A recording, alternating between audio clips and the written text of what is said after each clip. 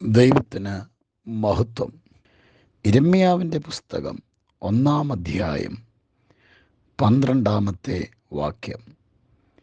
യഹോവ എന്നോട്, നീ കണ്ടത് ശരി തന്നെ, എൻ്റെ വചനം നിവർത്തിക്കേണ്ടതിന് ഞാൻ ജാഗരിച്ചു കൊള്ളും എന്ന് അരുളിച്ചെയ്തു.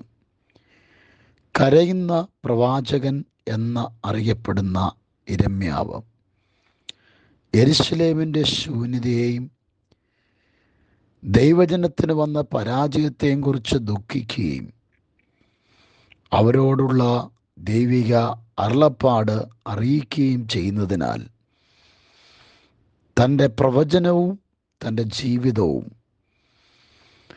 ഇസ്രായേൽ ജനത്തിൻ്റെ പ്രവാസകാലത്ത് ഒരു പ്രത്യാശയുടെ ശബ്ദമായി മാറുകയാണ്. യിരെമ്യാവിനെ ദൈവം ആ വലിയ ദൗത്യത്തിനു വേണ്ടി ആക്കുമ്പോൾ, ഞാൻ ബാലൻ എന്ന് പറഞ്ഞ് ഒഴിഞ്ഞു മാറുവാൻ ആഗ്രഹിക്കുന്ന യിരെമ്യാവിനോട് ദൈവം വ്യക്തിപരമായി അവനോടുള്ള വാഗ്ദത്തങ്ങളെയും ശുശ്രൂഷയുടെ ആഴങ്ങളെയും വ്യാപ്തികളെയും വിശാലതകളെയും സംസാരിക്കുകയാണ്. ദൈവം തന്നോട് പറഞ്ഞ വാഗ്ദത്തത്തെ, ആലോചനയെ ഉറപ്പിക്കുവാനായി യിരെമ്യാവിന് ഒരു ദർശനം കൊടുക്കുന്നു. ഒരു ബദാം വൃക്ഷത്തിൻ്റെ കൊമ്പ്, ബദാം ജാഗ്രത എന്ന അർത്ഥം വരുന്ന ഒരു വൃക്ഷത്തിൻ്റെ കൊമ്പ് യിരെമ്യാവിനെ ദർശനത്തിൽ കാണുകയാണ്. ദൈവം പറയുന്നു, നീ പറഞ്ഞ ദർശനം, ബദാം വൃക്ഷത്തെ കണ്ടു എന്ന് പറഞ്ഞത് ശരി തന്നെയാണ്. എൻ്റെ വചനം നിവർത്തിക്കേണ്ടതിന് ഞാൻ ജാഗ്രതയോടെ, ശുഷ്കാന്തിയോടെ അത് നിവർത്തിക്കും.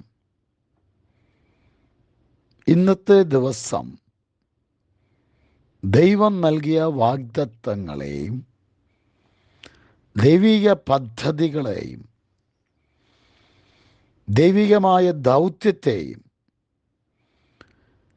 നടപ്പിലാകുമോ, സാധിക്കുമോ, സാധ്യതകൾ എന്തെങ്കിലും ഉണ്ടോ എന്ന് ആശങ്കപ്പെടുമ്പോൾ, നമ്മുടെ ജീവിതത്തെ കണ്ട ദൈവം, ജനനത്തിന് മുൻപേ, അമ്മയുടെ ഉദരത്തിൽ ഉരുവാകുന്നതിന് മുൻപേ നമ്മെ തിരഞ്ഞെടുത്ത ദൈവം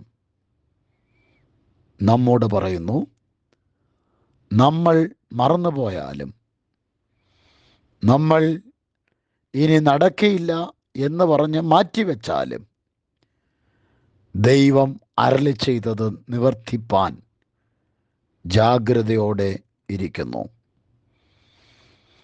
ദൈവം അരുളി ചെയ്തത് നിവർത്തിക്കും.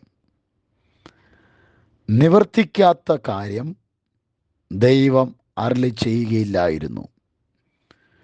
ദൈവത്തിന് നിവർത്തിക്കുവാൻ കഴിയാതെ വണ്ണം നമ്മുടെ ജീവിതത്തിൻ്റെ മേഖലകൾ വളരെ പ്രയാസമുള്ളതും ഏറ്റവും ചെറുതും ആയ കാര്യം ഒന്നുമില്ല.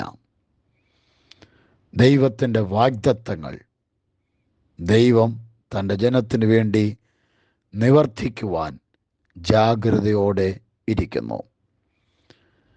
വെള്ളത്തിന്മീതെ ദൈവത്തിൻ്റെ ആത്മാവ് പരിവർത്തിച്ചു കൊണ്ടിരുന്നത് പോലെ ദൈവത്തിൻ്റെ പരിശുദ്ധാത്മാവ് നമ്മുടെ വാഗ്ദത്തത്തിന്മേൽ രൂപാന്തരങ്ങളെ സൃഷ്ടിക്കുന്നു. അത് വൈകിയാലും വരും നിശ്ചയം. ദൈവം അരുളി ചെയ്തത് നിവർത്തിക്കും. നാം അതിൻ്റെ പൂർത്തീകരണം കാണും. ഞങ്ങളുടെ കർത്താവേ, ഇന്നത്തെ ദിവസം ഞങ്ങളുടെ ജീവിതത്തിൽ അനുഗ്രഹങ്ങളും നന്മകളും ഉയർച്ചകളും കരുതലുകളും നൽകുന്ന സ്നേഹത്തിനായി സ്തോത്രം. ഞങ്ങളെക്കുറിച്ചുള്ള ഉദ്ദേശങ്ങളെയും പദ്ധതികളെ നിവർത്തിക്കേണ്ടതിന് ഞങ്ങളെക്കാൾ ജാഗ്രതയോടെ ശുഷ്കാന്തിയോടെ ഞങ്ങളുടെ വിഷയത്തിൽ രൂപാന്തരങ്ങളെ വ്യാപരിപ്പിക്കുന്ന ദൈവശക്തിക്കായി സ്തോത്രം. യേശുവിൻ്റെ നാമത്തിൽ തന്നെ ആമേൻ.